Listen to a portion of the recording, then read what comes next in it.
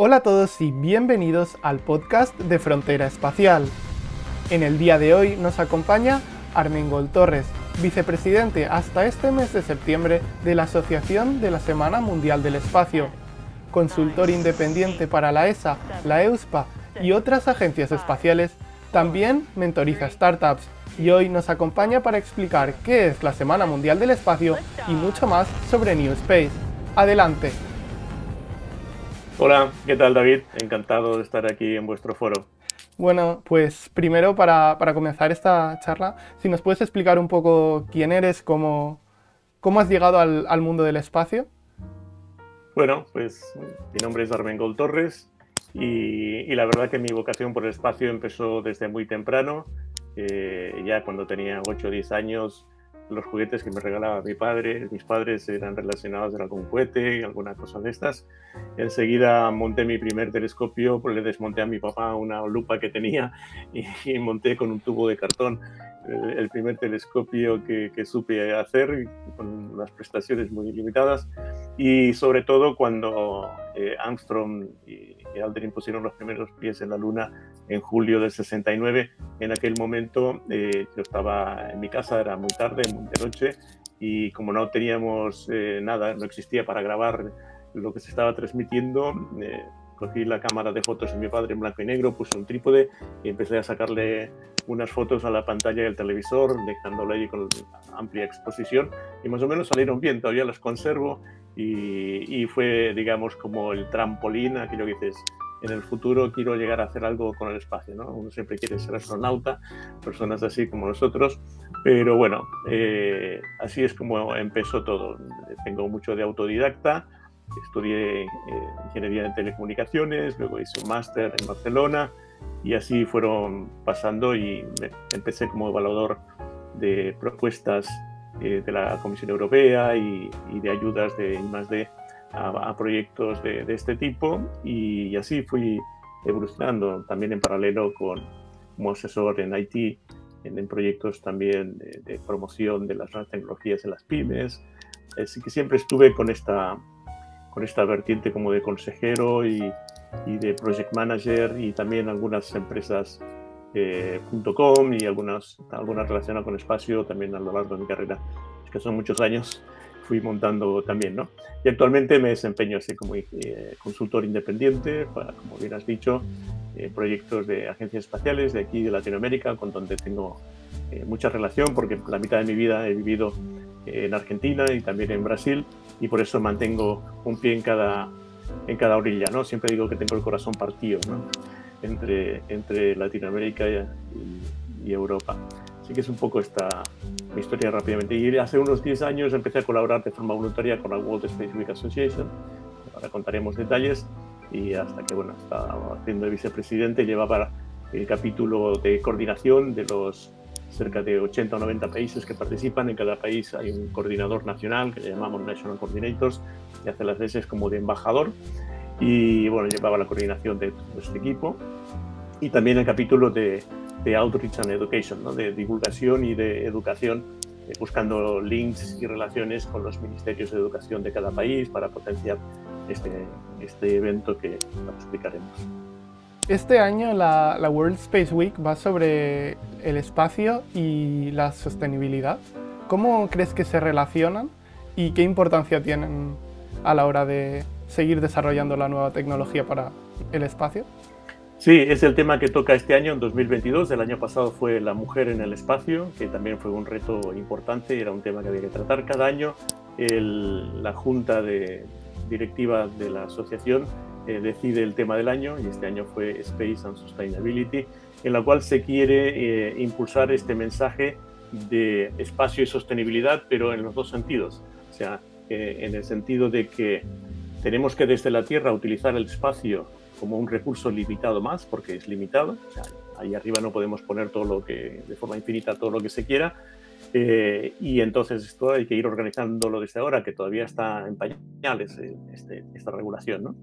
Y al revés, desde el espacio, utilizar las herramientas espaciales, sobre todo las de observación de la Tierra, geoposicionamiento, etcétera, para garantizar la sostenibilidad aquí en nuestro planeta, que también la tenemos bastante crítica, ¿no? Entonces, con esta doble visión, lo que se pretende este año en esta celebración mundial, que es la World Space Week, la Semana Mundial del Espacio, es enviar este mensaje y que se reflexione en todo el mundo esta doble vertiente de sostenibilidad, utilizando el espacio en los dos sentidos, ¿no? Es todo un reto en el cual tenemos que pensar, porque hasta ahora solamente se están tomando iniciativas y un poco que van un poco sin una orientación precisa, ¿no?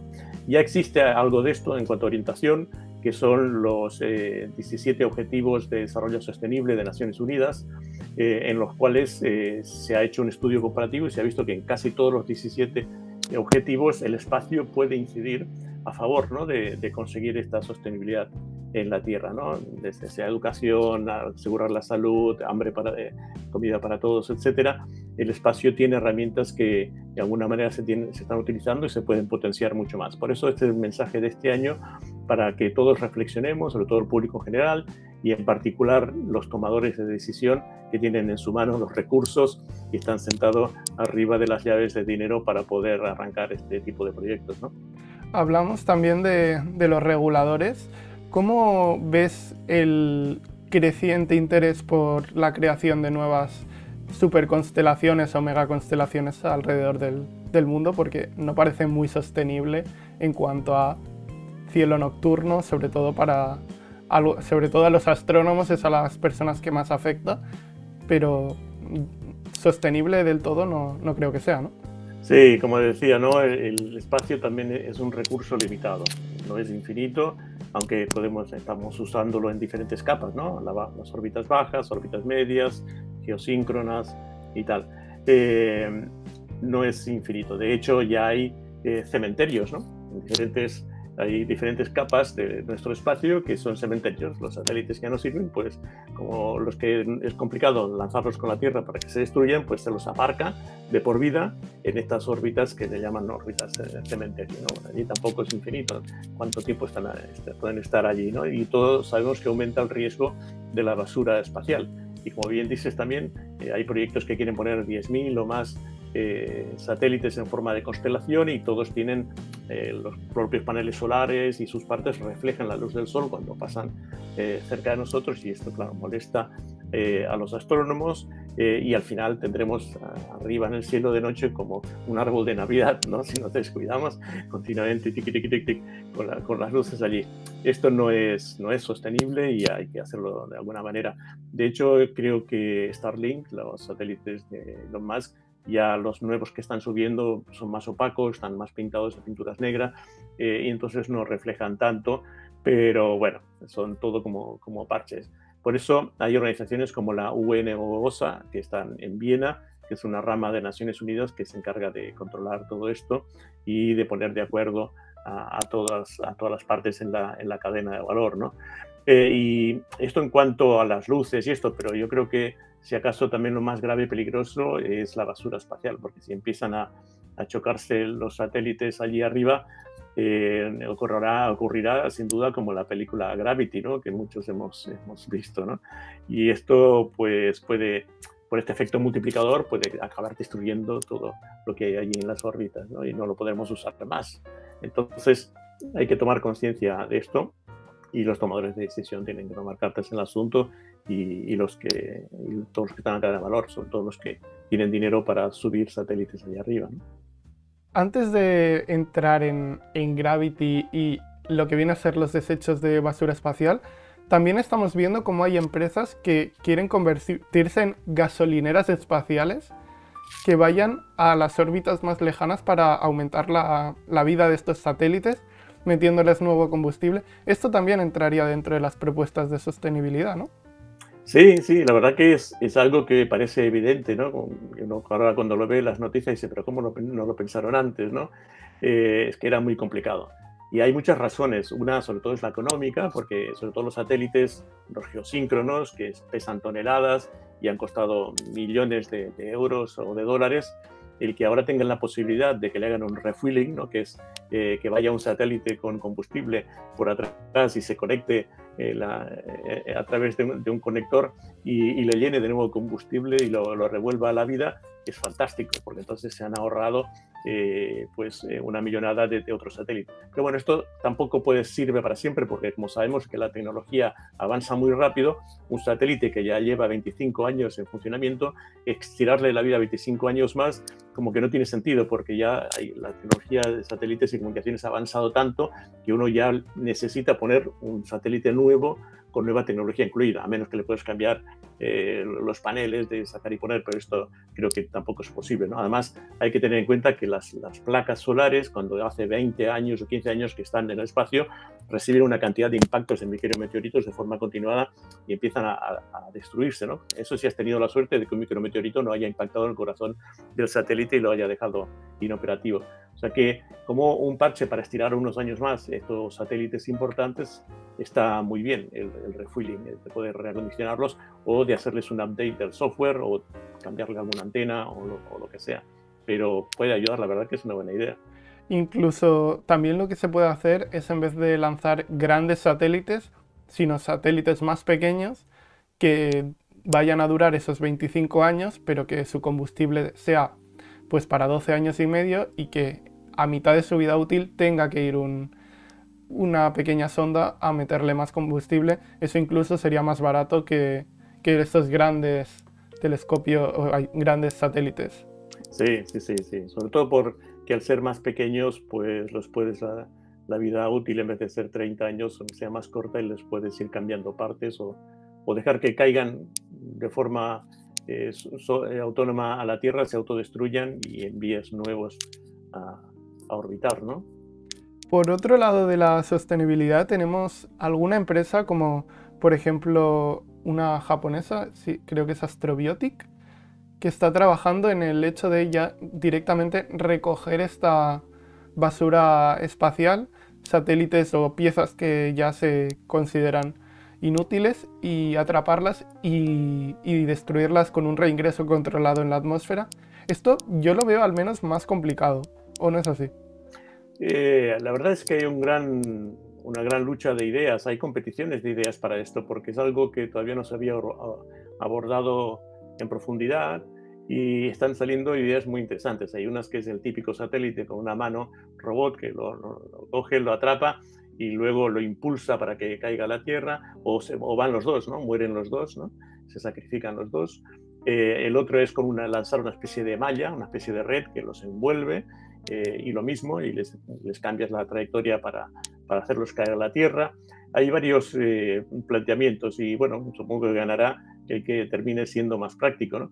Luego también hay que localizarles, hay que saber dónde están y todos tienen diferentes tamaños y a lo mejor el que es muy pequeñito no lo puedes ubicar bien para tenerlo al alcance.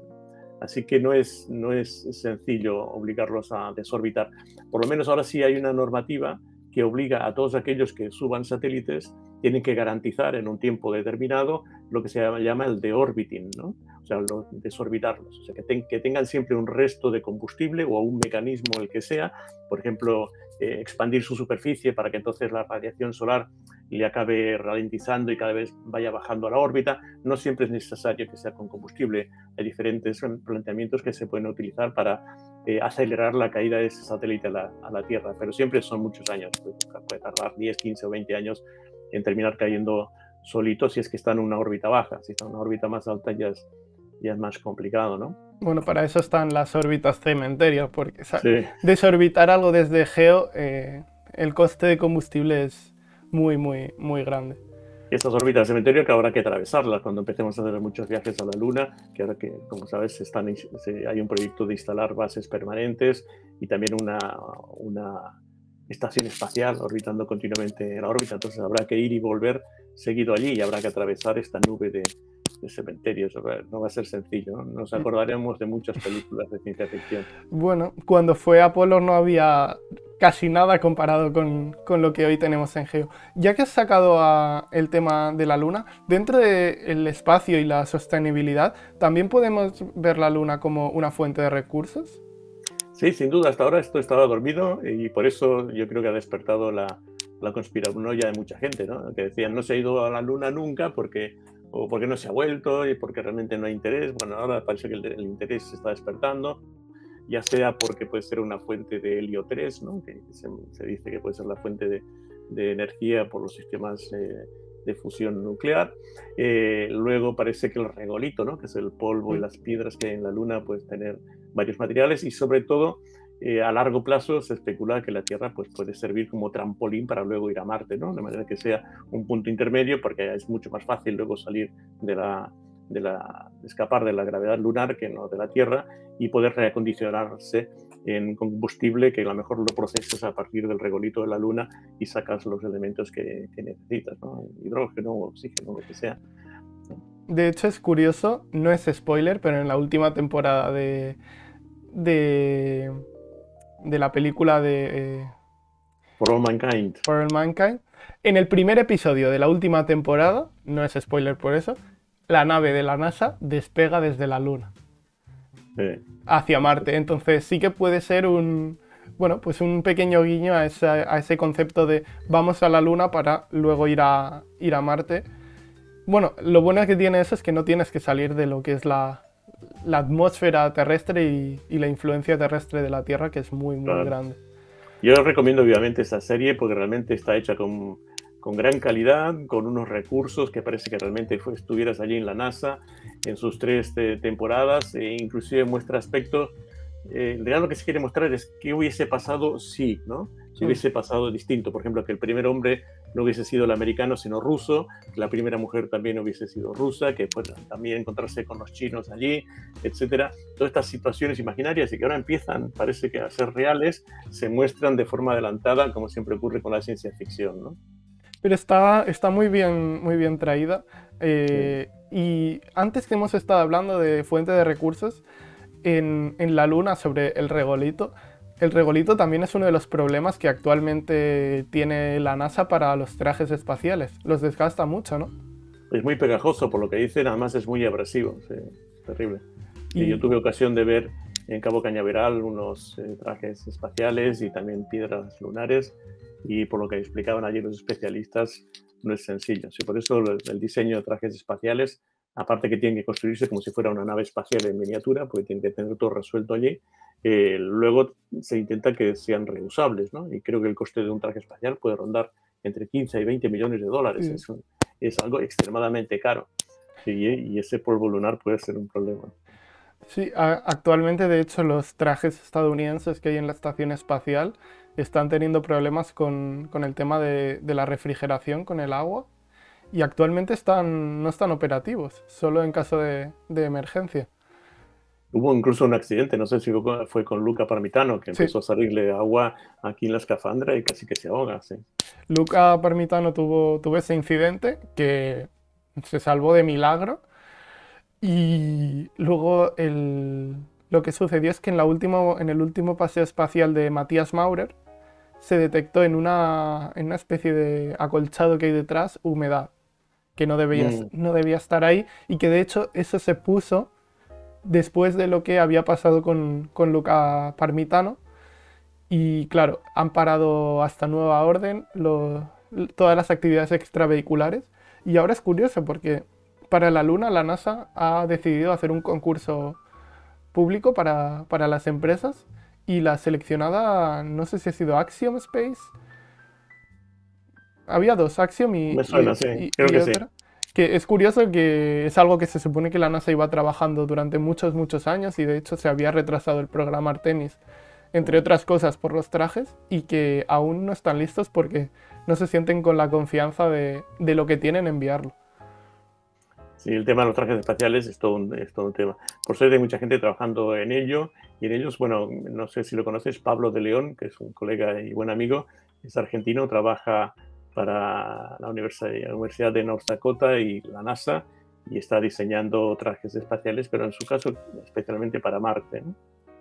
Claro que el Marte y la Luna son distintos lo que puedes encontrar, pero en Marte, por ejemplo, tienes todo ese polvo atmosférico, esas tormentas de arena, que claro, los trajes deben poder aguantar eso sin mayor problema. Sí. Y volviendo para acabar un poquito con esta parte de la Semana Mundial del Espacio, hay diversas actividades, pero no es solo en España, es en todo el mundo, ¿no? Sí, es en todo el mundo. Participan más de 90 países Ya digo, la mayoría de ellos tienen una especie de coordinador que intenta impulsar estas actividades, pero lo que se busca es que sean espontáneas, o sea, cualquiera puede organizar una actividad de la Semana Mundial del Espacio. Eso sí, se intenta que encajen o las pongamos dentro del 4 y el 10 de octubre. ¿Por qué entre esas fechas? Porque el 4 de octubre de 1957 fue cuando se lanzó el Sputnik, que fue el primer gran evento mundial, y el 10 de octubre del 67, o sea, 10 años después, Naciones Unidas hizo una declaración formal en la cual declaraba el uso del espacio solo para fines pacíficos, ¿no? Por eso, en el año 1999, Naciones Unidas hizo esta declaración de que creamos la Semana Mundial del Espacio, que se hace siempre entre el 4 y el 10 de octubre, para que todo el mundo pues, tome conciencia de las ventajas que tienen las tecnologías de las ciencias espaciales para beneficio de la humanidad, ¿no? Entonces, cualquiera que esté en cualquier país del planeta puede decir, tengo una idea.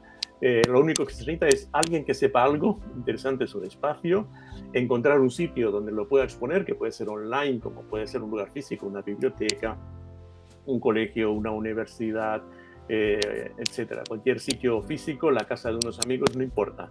Y finalmente una audiencia, que hay que ir a buscarla, ¿no? Alguien que esté con este interrogante y interesado, ¿no? Y comunicarlo. O sea, la audiencia se tiene que enterar que algún día entre el 4 y el 10 de octubre esta gente o este grupo de personas que saben mucho de algo lo van a explicar y se pueden juntar, ¿no? Que normalmente no se encuentran, ¿no? Los especialistas con las grandes audiencias, ¿no?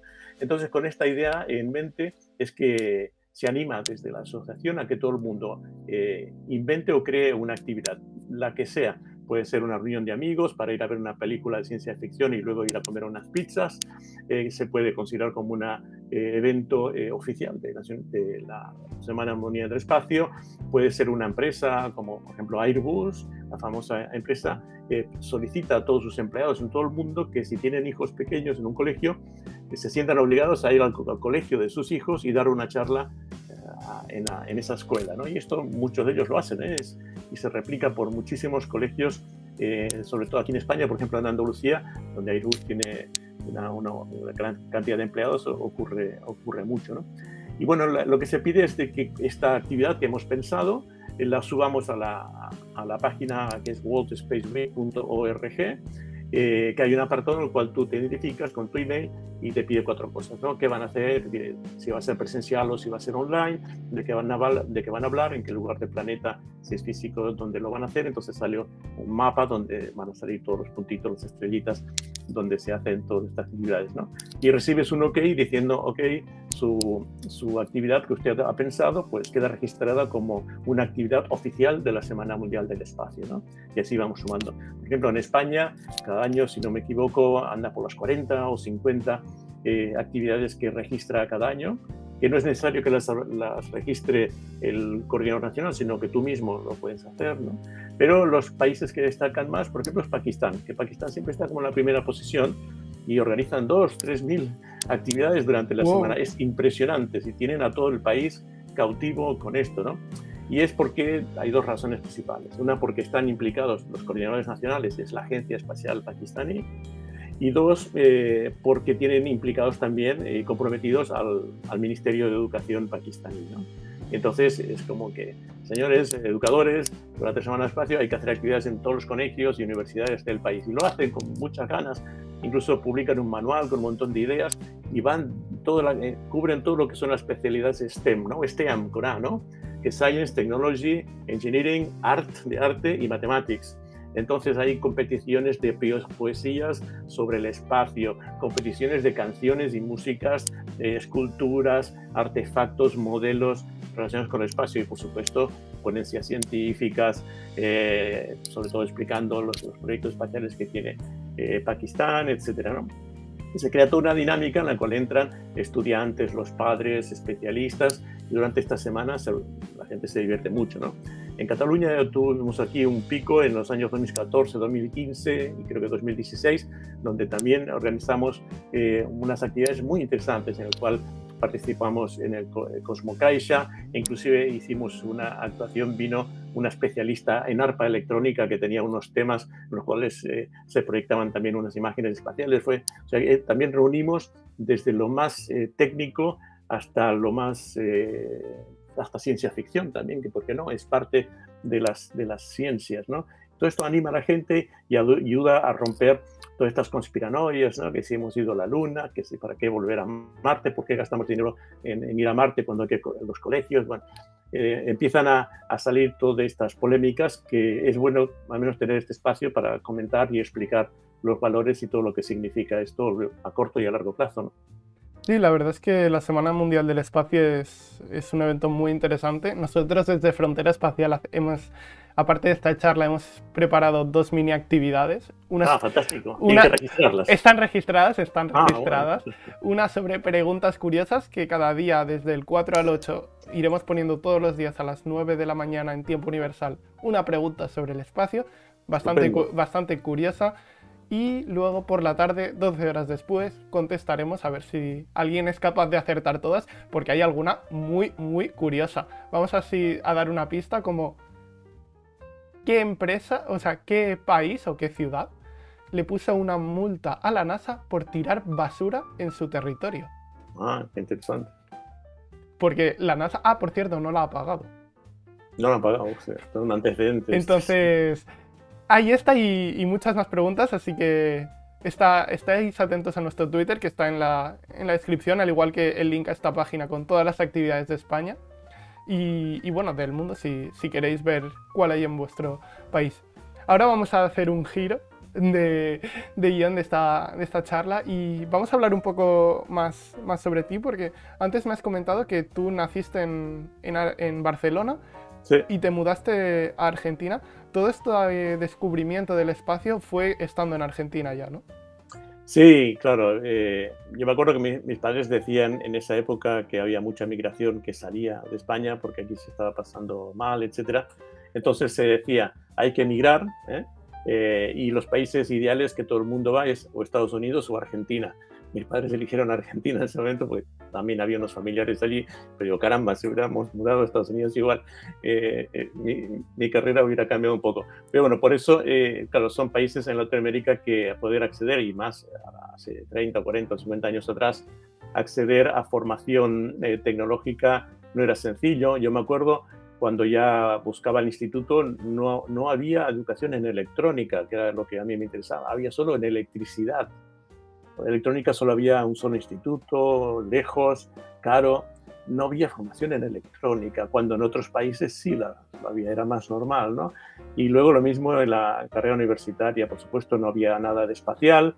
Y me acuerdo haberme apuntado a cursos por correspondencia sobre espacio, que había una cosa que era como alguien hacía fotocopias sobre libros de espacio rusos y americanos, y había montado un curso por correspondencia y yo me los devoraba, ¿no?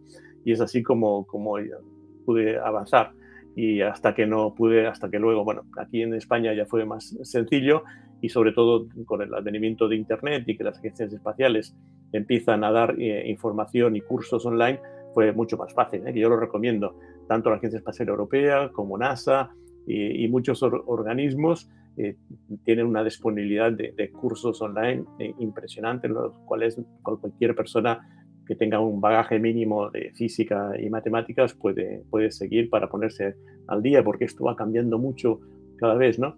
Y así fue un poco mi evolución, ¿no? Con mucho, digamos, de impulso propio, porque si no llevas esa adrenalina que va un poco motivada por la ciencia ficción, pero también con los pies en la tierra, y para entender cómo funcionan las cosas, no avanzas, ¿no? Yo me acuerdo que entusiasmado, pues me compraba yo componentes de electrónica y yo me estaba suscrito a revistas de electrónica francesas y inglesas que recibía en mi casa, y yo mismo montaba un montón de aparatos con el soldador y los componentes que conseguía, y era así como evolucionaba. Y eran cosas que cuando yo iba a la universidad ni siquiera mis profesores conocían ni sabían. Digo, ¿qué es esto que has hecho? ¿Cómo lo has hecho? ¿Dónde lo has encontrado? Y nada, he ido donde está el conocimiento, me comprado unas piezas, y yo mismo a veces encuentras que en estos lugares donde tú esperas que está el tope del conocimiento, que no avanzan a la misma velocidad que los emprendedores, ¿no? Los emprendedores realmente están 24 horas del día pensando y buscando fuentes, y eso ayuda a progresar. Sí, bueno, al final los emprendedores siempre quieren buscar la idea, la novedad, que todavía no ha llegado al mercado, pero que puede al final resolver un problema a la sociedad y servir a la sociedad con una solución. Sí, yo esto lo encuentro mucho porque, como te he dicho, yo trabajo bastante como mentor de emprendedores espaciales, europeos sobre todo, y te encuentras con esto, en el cual hay, por suerte ellos tienen unas ayudas que les ayudan a cubrir estas horas, porque sabes que el emprendedor arranca sin dinero, solamente con una idea y con un PowerPoint y a veces con una hoja de cálculo, ¿no? Pero necesita esto convertirlo en un producto que funcione y luego poder llevarlo al mercado que se lo compre, ¿no? Y en ese proceso es donde los mentores, que somos de diferentes especialidades, algunos están más orientados al mercado, otros más en tecnología, y estos emprendedores pueden acceder a una cantidad, una bolsa de horas de cada uno de estos mentores, ¿no? En mi caso yo los oriento más en lo que es la estrategia de negocio, cómo llegar al mercado, cómo identificar lo que necesita el mercado relacionado con lo que su producto puede desarrollar. Y te encuentras que normalmente los promotores o los emprendedores vienen mucho del área técnica y entonces creen ciegamente en la parte técnica y se olvidan de que a veces el mercado no necesita esto o lo necesita distinto, ¿no? Entonces, modificar esto y adaptarlo a veces da trabajo, pero bueno, yo creo que al final se consigue. Lo que pasa es que el inventor normalmente le cuesta, ¿no?, romper esto porque su niño, su invento, no siempre coincide con lo que el mercado necesita y esto hay que modificarlo un poco. Bueno, al final es siempre buscar la solución o la llave que encaje con la cerradura y así, bueno, desbloquear oportunidades. Aquí en Europa hay muchos proyectos, como por ejemplo, recientemente, y hablando de los cursos, la EUSPA tiene un curso para emprendedores, aunque no hace falta ser emprendedor ni nada, porque yo justo lo acabo de terminar, sobre todo esto de, primero, qué es la tecnología espacial que tiene la Unión Europea, tanto Copernicus como Galileo, y a partir de ahí cómo montar una empresa o temas de negocio, y encima tienes hasta 4 mentorships con diferentes expertos. Y yo lo descubrí por Twitter y por Frontera Espacial y me sorprendió mucho, de hecho lo pusimos en Frontera, pero ahora que ha acabado, es que es una oportunidad muy, muy buena y es totalmente gratis. Y entonces, luego mirando un poco más, hay muchos programas que aunque no quieras realmente emprender, sí que te pueden ayudar a pues, comprender más o menos cómo está el espacio. Al menos, por lo que me doy cuenta, aquí en Europa hay bastantes oportunidades ahora, ¿no? Sí, y muchas líneas de promoción, ¿no? Yo, por ejemplo, me gustaría destacar las competiciones de ideas en forma de hackathons, ¿no?, que son estas competiciones concentradas en un fin de semana, pero normalmente es para desarrollar código. Pero de forma más genérica hay dos principales en Europa. Una es el Copernicus Masters y el otro es el Galileo Masters, ¿no?, también auspiciadas por la Comisión Europea. El Copernicus Masters se funciona cada año y empieza en abril, en marzo, la convocatoria, en el cual se le pide a cualquier persona, tengas empresa o no, puede ser un grupo de amigos, en el cual dices, tienes una idea en la cual puedes utilizar los datos de las imágenes de las constelaciones Copérnicus, que son los satélites europeos que van barriendo todo el planeta continuamente y ofrecen las imágenes gratis. Si tienes una idea en la cual se puede aprovechar en algo novedoso, dale forma y con este formato concursa. Simplemente tienes que rellenar un formulario que te obliga un poco a pensar en el mercado, en el modelo de negocio, todo muy básico, tampoco se necesita mucho detalle. Lo cumplimentas en inglés, por supuesto, y participas. Le das al botón y ya participas, ¿no? Y puedes recibir toda una serie de premios que pueden ser, no hay mucho dinero, pero sobre todo te da una gran visibilidad, porque al final cuando esto se presenta sobre final de año, noviembre o diciembre, con una gran fiesta, en plan como la entrega de los Oscars, que va cambiando de ciudades en Europa, tienes allí una gran visibilidad delante de 500 o 600 personas especialistas que te están allí mirando, diciendo, ah, este hombre tiene sus 15 minutos o 15 o 10 minutos de gloria para explicar su invento, y que además ha ganado un premio porque ha pasado por un filtro y con un jurado que le ha dado esta categoría en uno de los diversos premios que se dan, ¿no? Entonces, esta es una gran oportunidad, el Copernicus Masters, ¿no? La otra es la de Galileo Masters, que está enfocada en las aplicaciones de GPS, ¿no?, o el GPS europeo, que es el Galileo, en nuestro caso, que también ofrece muchas posibilidades, ¿no? A partir de aplicaciones que puedes desarrollar en un móvil o en teléfono inteligente o lo que sea, puedes encontrar nuevas cosas que todavía no están pensadas y que solo dándole un poco al coco, y si tuvieses unos recursos podrías implementar y convertirlo en nuevo servicio o producto del mercado, ¿no? Lo mismo, tienes un formulario donde tú explicas qué harías con el Galileo, qué aprovecharías, etcétera, etcétera, y pum, le das al botón y también puedes ganar premios y salir en la lista o salir en la lista de nominados y conseguir así una visibilidad, ¿no? Y de repente te conviertes en un emprendedor, que era simplemente una persona, un estudiante o un ingeniero con unas ideas y las has volcado allí. Y con esto ya vas a un segundo paso, que normalmente es ir y solicitar entrada dentro de la red de incubadoras de la ESA, que se llaman ESA BIC, Business Incubation Centers, ¿no? Que es una red de, creo que hay cerca de 20 en diferentes países europeos, en los que son incubadoras para estos emprendedores nuevos, ¿no? Te dan 50.000 euros para que tú los gastes no en tu sueldo, sino en pagar las patentes y comprar algunos componentes para hacer tu primer prototipo, y tienes hasta 3 años en ese sitio de incubación con una bolsa de horas de expertos de la ESA que te pueden ayudar, etcétera, te ayudan a montar tu negocio, y en esos 3 años tienes que resolver tu idea, convertirla en algo atractivo para que venga un inversor con más dinero y convertirlo al final en un producto que llegue al mercado, ¿no? Por eso la red de incubadoras de ESA BIC es el instrumento que viene al segundo paso a partir de esta idea que te ha salido, te ha surgido en una noche de verano y has ganado un concurso o lo que sea, que alguien te ha reconocido, ¿no? Y luego ya el tercer paso es el paso en el cual ya consigues financiamiento y vas al mercado, ¿no? O te absorbe una empresa más grande o lo que sea. Y esa es la carrera que hacen los emprendedores espaciales hoy en día aquí en Europa y en otras partes del mundo, ¿no? ¿Y conoces algún caso así de éxito de alguna empresa que haya pasado por estos aceleradores de la ESA? Sí, la verdad que son tantos, esto ya lleva años, pero por ejemplo había un caso que llegó a ser el segundo premio mundial, que habían desarrollado un sistema de drones disfrazados de aves rapaces, pero con un disfraz muy bien logrado, y con un protocolo de vuelo en el cual simulaban, gracias al uso de Galileo, ¿no?, en los sistemas de posicionamiento avanzados, esta especie de pájaro virtual hacía unos vuelos específicos que simulaban las aproximaciones de ataque de un ave rapaz, ¿no? Porque si no, no espantas a los pájaros, a las plagas. Y esto es muy importante en las plagas en el campo, por ejemplo, que a veces arruinan hasta un 20% de la cosecha, las plagas de pájaros, o especialmente en los aeropuertos, donde una bandada de pájaros pueden hacer un desastre en un despegue o en un aterrizaje de una nave, ¿no? Entonces, interesa alejar estas plagas de pájaros de ciertas zonas, ¿no?, de tu explotación agropecuaria o de los aeropuertos.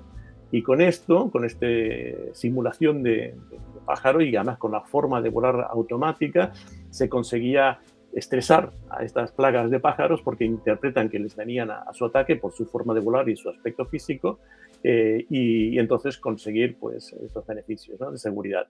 Y pues este ganó un segundo premio y ha convertido en una empresa y se ha instalado y bueno, está vendiendo y alquilando sus servicios por estos drones específicos, ¿no? Y luego, bueno, hay otros, eso es en el ámbito de Galileo. En el ámbito de Copernicus hay muchas ideas que toman las imágenes gratuitas que toman nuestros satélites europeos, tanto las ópticas como las de radar, porque las radar son capaces de ver a través de las nubes y además ven de día y de noche, cosa que nosotros no, y además puedes detectar si una superficie se está hundiendo o levantando a precisión de milímetros por año, ¿no? Y con esto puedes saber, por ejemplo, en una ciudad o en un campo, si se está hundiendo levemente es porque las capas de agua subterránea se están secando por un uso exagerado del regado o lo que sea, y esto puede ser un peligro porque sabéis que en algunos sitios se han hecho agujeros repentinos, ¿no? Y de repente hay un agujero donde antes había algo, ¿no? Y esto está ocurriendo de forma muy lenta, y con este tipo de análisis con inteligencia artificial y machine learning se pueden detectar estas variaciones sutiles, ¿no? Como también detectar plagas en cultivos. Hay tanta información, son terabytes que bajan continuamente del cielo gracias a los satélites europeos, y que no hay que pagarlos, pero solo se necesita luego procesarlos, que es ahí donde entra nuestra capacidad como programadores o como analistas para sacar valor a estas imágenes espaciales. Y estos concursos normalmente, continuamente premian este tipo de ideas que sacan información nueva, ¿no? Sí, de hecho aquí en España hay varias empresas que se dedican, que si una a medir la concentración de CO2 en las ciudades, que un sistema de Google Maps que te lleva por la ruta menos contaminada dentro de, por ejemplo, la ciudad de Barcelona. Y luego también pasando de Europa y ya acercándonos más aquí a España, ¿cómo crees que este sector de New Space se está desarrollando aquí en España y qué futuro le ves a corto y medio plazo? Es que en países como el nuestro es complicado. Por eso lo pregunto. Sí, a veces cuando miramos hacia arriba en Europa o al costado arriba en Estados Unidos, vemos que las cosas funcionan diferente, especialmente en el dinero. El dinero fluye mucho más en el norte que aquí. Aquí se sigue apostando al ladrillo y eso es, la verdad que es lamentable, ¿no? Pero bueno, yo puedo contar como anécdota que era octubre de 2014, que 2 personas más y yo pedimos audiencia al Parlamento de Cataluña y nos recibieron muy bien, y entonces fuimos allí a explicarles y les dijimos, señores y señoras, ya, hay algo que viene que se llama New Space, el nuevo espacio, que es una revolución en la industria, en la economía, así como ocurrió con Internet, así como ocurrió con la telefonía móvil. Esto va a generar nuevos mercados, nuevas posibilidades de trabajo especializado, etcétera, etcétera, ¿no? Emprendimientos, todo fantástico. Bueno, sí, es verdad, es la primera vez que se habla de espacio en el Parlamento de Cataluña, no sé qué, estupendo. Quedamos en que la semana que viene hablamos y instrumentamos cosas, estupendo. Esa semana que viene nunca existió, nunca contestaron un email, nunca devolvieron una llamada. O sea que al final, cuando te enfrentas a las administraciones públicas de los políticos, siempre tienen sus prioridades, tienen sus elecciones que vienen dentro de unos meses, y este tipo de cosas que son importantes, tal vez no urgentes, pero importantes, van pasando hasta que luego el tren ya ha pasado y otros países más listos han ido delante de ti, ¿no? Esto fue octubre de 2014, un tiempo después se creó el ESAVIC de Castelldefels, el que ahora funciona, y que ahora nos encontramos de vuelta que ha caído en un bache, por falta de atención de las administraciones públicas, ¿no? Entonces ya hace muchos meses o ya varios años que la primera incubadora en España, hay otra en Madrid, de la ESA, está sin funcionar. Y dicen, ¿cómo puede ser esto? Que es un motor del emprendimiento espacial español, ¿no? No se puede entender, pues es así. Bueno, ahora parece que está despacito, alguien ha conseguido el dinero, alguien se ha implicado, porque esto implica la participación de administración pública, universidad y, por supuesto, de la Agencia Espacial Europea, ¿no? Pero también te piden que te impliques aquí de parte de tu lado de tu país, que pongas el dinero que hay que poner, ¿no? Entonces, esta dificultad ocurre. Entonces, como esto no lo conseguimos ya entonces, estos 3 amigos, pues fundamos una asociación que se llama Asociación Comunidad New Space. Y de momento tenemos como virtualmente un foro en LinkedIn, que podéis buscar New Space Community, que somos más de 1000 y pico de personas de todo el mundo, profesionales y gente que está en los negocios de esta economía o de la industria del nuevo espacio, que aprovechamos allí para poner noticias, novedades, comunicaciones, etcétera, ¿no? Hacemos un poco el trabajo, como hacéis vosotros, perfectamente también, con gran éxito, y que, bueno, ojalá podamos también intercambiar cosas y noticias, porque creo que hay que darle dinamismo a esto, porque todavía falta mucho. Y falta, sobre todo, llegar a los tomadores de decisiones para que digan, bueno, vamos, y a los que tienen dinero, están sentados arriba de un montón de dinero y no lo sacan porque temen de que esto todavía es algo nuevo, etcétera.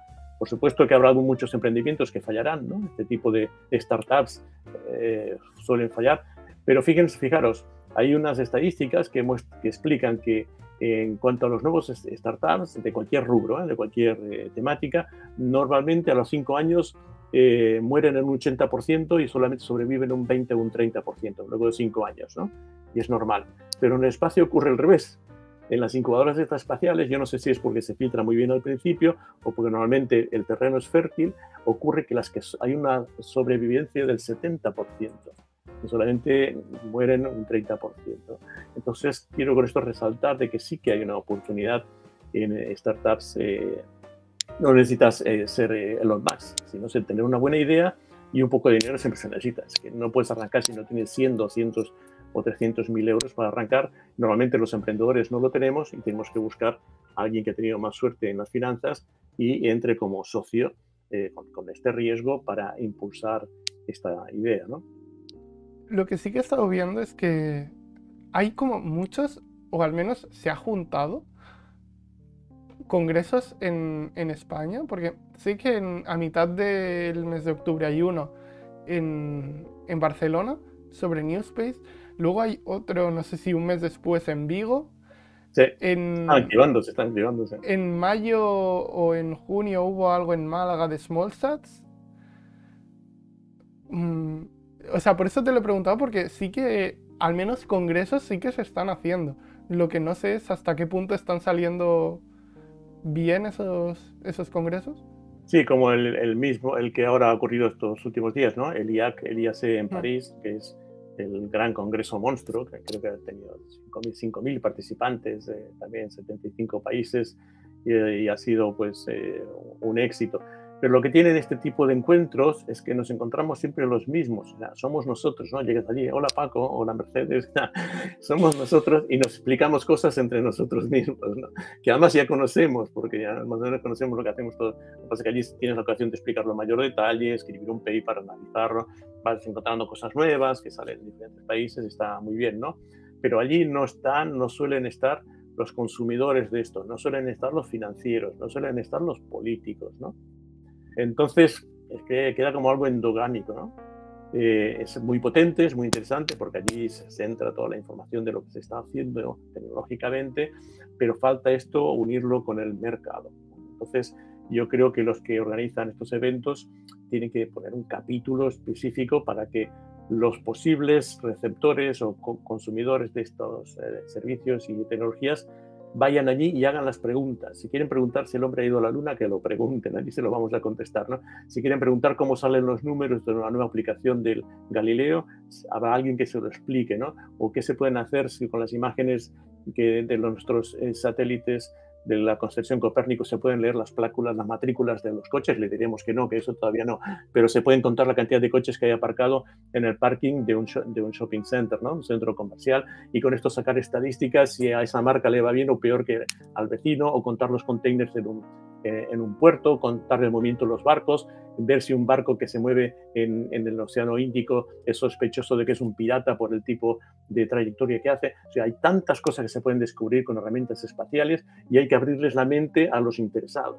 a los que están dispuestos a pagar por esta información clave que les puede representar mayor seguridad, mayores beneficios o un impacto social, ¿no? En cuanto a vigilar o contener los movimientos migratorios, detectar dónde hay problemas en la agricultura o en la ganadería, etcétera, y todo desde arriba se ve, es como si fuese el ojo de Dios, ¿no? Que lo ve todo, no con la perfección que uno quisiera, pero bastante bien. Y eso es lo que yo creo que tendrían que hacer los comunicadores y los divulgadores para llegar a este público que realmente necesita saber más.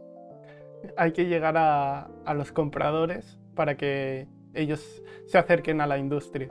Y relacionando el tema de New Space con el tema de la sostenibilidad, o sea, enlazando el principio con el final, sí que también se ha hablado mucho de este tipo de constelaciones con CubeSats. ¿Qué tan sostenible es eso? En el sentido de, sí es cierto que eso se va a desorbitar en 3 a 5 años, porque se lanzan muy bajos, pero ¿no sería mejor hacer otro tipo de satélite donde se puedan mezclar tecnologías? O sea, un satélite es un poco más grande, donde las empresas de New Space puedan poner su aparato en vez de cada empresa diseñar su propia constelación. Porque ahora mismo en España se me ocurren 2 o 3 empresas que quieren lanzar constelación de CubeSats. Sí, lo que ocurre es que como esto es muy nuevo, de momento las reglas las fija el mercado, ¿no? Si tú tienes dinero y nadie te impide que lo hagas, pues vas y lo haces, ¿no? Yo he visto que están empezando a salir grupos de interés, sobre todo en los ámbitos de Naciones Unidas, ¿no? Dentro de UNOOSA o COPUOS, este tipo de organizaciones. Dentro de la propia IAF, la International Astronautical Federation, hay varios comités que intentan regular este tipo de aspectos, ¿no? Y es allí donde yo creo que hay que juntar a la gente para que se ponga de acuerdo. Dice, bueno, ¿cómo vamos a trabajar esto? ¿Dónde estamos desperdiciando dinero o dónde estamos superponiendo capacidades con el objetivo de la sostenibilidad, ¿no? Afortunadamente esto se ha tratado en IAC, en el foro de IAC de París, y se sigue tratando en todos esos foros, pero claro, sigue siendo entre nosotros, ¿no? Entre los que hacemos las cosas, y falta que esto llegue a los tomadores de decisiones de verdad, que son los que al final acaban regulando o pues limitando o favoreciendo este tipo de cosas, ¿no? Y es importante, y sobre todo para que la gente entienda que este tipo de investigación, o por ejemplo, la gente critica mucho de por qué se investiga en Marte. Es que Marte es como será la Tierra dentro de muchos años, y tenemos que adelantarnos un poco y entender cómo está Marte para saber hacia dónde vamos, ¿no? Y además hay que entender de que lo que se explora en Marte trae siempre muchos resultados en la Tierra de forma de cosas buscadas y sobre todo cosas inesperadas, ¿no? Por eso aquí mismo en la Tierra hay varios centros de simulación que le llaman Mars Analog, ¿no? Sitios análogos a Marte. Yo mismo estoy asesorando como consultor al que se está empezando a construir en el norte de Argentina, que se llama Solar 54. No lo conocía. Y este empieza ahora también con el apoyo del gobierno regional de allí, y es una zona que se parece mucho a Marte, por desde la Tierra no hay plantas, no hay nada. Y en invierno hace bastante frío, y se va a construir de forma automática con una especie de robots que, utilizando el regolito, digamos, la misma tierra que hay allí, como material, harán con una especie de iglús con diferentes cápsulas, y allí serán habitables, de manera que esto se pueda replicar con estos robots, enviándolos a Marte, y una vez tienes construida tu casita, pues es entonces cuando envías a los astronautas, no como cuando hemos ido a la Luna, que se fue con lo que había allí nada más, ¿no? Entonces, este tipo de proyectos yo creo que llegan al final aquí, pero como digo, hay que implicar a todo el mundo y explicarlo bien para que la sociedad y los tomadores de decisiones lo entiendan. Para ir acabando, hemos hablado de Europa, y es cierto que tú has dicho al principio que trabajas mucho con Latinoamérica. ¿Cómo está la situación del espacio en el sudeste? En el sudeste asiático, no. En Sudamérica. En Sudamérica, pues, tanto Latinoamérica como Brasil.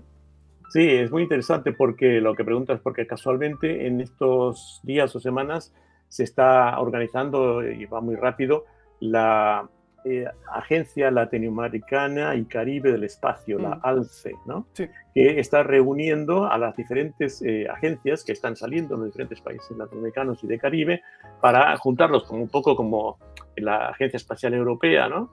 Que reúne a todas las iniciativas de una región, y para tener un interlocutor único, ¿no? Y para ir con intereses coordinados y conjuntos, ¿no? Y esto es lo que la ALCE está haciendo. Se han sumado, al principio ya hay un memorando de entendimiento, en los cuales se han sumado sobre todo México, que están llevando el liderazgo, y Argentina, la Agencia Espacial, la CONAE, y ahora están firmando los protocolos de diferentes países, que se necesita un mínimo, creo que de 6 o 7, para que sea oficial, y esto será pronto a constituirse. Y esto ocurre gracias a que, bueno, sobre todo Argentina, que es la que lleva muchos años, creo que desde los años 50 que lanzó su primer lanzador, ha tenido pues el mayor peso y el que ha dedicado más dinero, y ha fabricado unos satélites impresionantes que están funcionando ahora, de telecomunicaciones, de exploración de la Tierra en radar. Realmente tiene una trayectoria muy importante. Luego también hay otros países, por supuesto, como Brasil, que también tiene un puerto de lanzamiento allí en el norte, en la ciudad de Alcántara, que estuvo parado un tiempo y ahora también la están volviendo a activar. Y países también como México, y luego los países más pequeños, que por ejemplo yo siempre pongo como ejemplo Paraguay, la Agencia Espacial del Paraguay, que es muy nueva, pero que se ha enfocado mucho en las necesidades del país, ¿no? Y entonces, con sus pequeños CubeSats y también usando información de los satélites europeos, han conseguido, por ejemplo, aplicaciones para resolver problemas endémicos, ¿no? Como lo que es el mal de Chagas, que transmite una especie de insecto volador que se transmite de persona a persona. Entonces, poniendo una especie de sensores IoT en diferentes zonas de su país, cada vez que pasa el satélite por allí encima, que va reciclando, recoge la información de estas trampas, de estos bichos, y con eso pueden hacer una proyección de dónde se está desparramando más esta enfermedad, entonces van a actuar y concentran los esfuerzos de fumigación, etcétera, en aquellos puntos que están detectando que la plaga pues está yendo más rápido, ¿no? Entonces, qué interesante, ¿no? Cómo utilizar un recurso espacial para acceder a lugares que no hay comunicaciones de telefonía móvil y que solamente a través de un pequeño satélite, cuando pasa arriba de la selva, va captando esos datos y resuelve una necesidad de salud endémica y específica de un país, ¿no? Entonces, agencias espaciales latinoamericanas como estas, y en Perú lo mismo, con sus temas de recursos pesqueros, que también se puede sacar mucha información de allí, resuelven problemas locales que de afuera no vendrían, ¿no?, a hacerles caso, ¿no? Y esto es el fenómeno que está ocurriendo en Latinoamérica, que yo tengo muchas esperanzas que irá a más, sobre todo con la creación de la ALCE, con lo cual podrán establecer vínculos con la Agencia Espacial Europea, con la NASA, que darán seguramente muchos frutos y darán muchos resultados para el crecimiento de estas regiones. Sí. Digamos que actualmente se están focalizando más en lo que vienen a ser el downstream, o sea, con la tecnología que hay en el espacio, qué aplicaciones podemos sacar, pero ¿crees que en un futuro también van a colaborar para lanzar grandes satélites, incluso misiones a la Luna o algo así, o eso queda muy lejos? No, sin duda, pero el paso más fácil y más sencillo es el downstream, como tú bien dices, porque a lo mejor solamente tienes que desarrollar código y no necesitas casi nada más que sean ordenadores y un poco de servidores en la nube, ¿no? Pero en lo otro, lo que es el upstream, construir cohetes y bases espaciales, afortunadamente muchas de estas personas de países latinoamericanos, como también a lo mejor de la India y otras regiones, han desplazado o están desplazando especialistas en estos puntos donde hay el top de la tecnología, ¿no?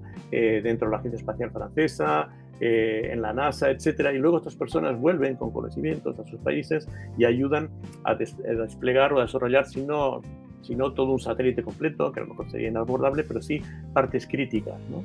Sobre todo en la parte de diseño.